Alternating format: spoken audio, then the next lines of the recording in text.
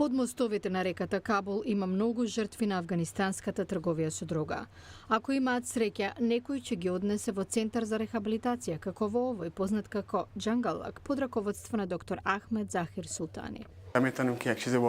Една работа е јасна, дека култивацијата на фионот, трговијата со дрога, лесната достапност на дрогата и слабата легална акција спрема продавачите се причини за зголемување на зависноста од дрога во Авганистан.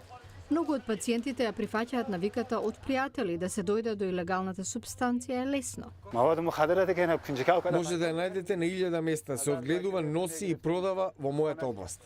Афганистан произведува 80% од опиумот во светот. Култивацијата на фионот во 2014-та била на највисоко ниво досега според Обединетите нации. Речиси 90% од тоа се одгледува во 9 најнебезбедни провинции каде Талибан ги охрабрува фармерите да го одгледуваат растението.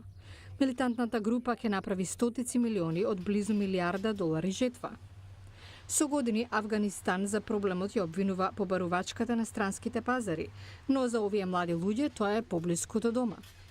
Ново истражување откри дека 3 милиони афганистанци, 1 на 9, користи сега илегална дрога. Цифрите алармантно се зголемиле, удвојувајќи се од 2012-та и тука се вклучени и жени и деца. Меѓународните агенции сакаат Авганистан да го третира тоа како национален проблем, а не како странски проблем.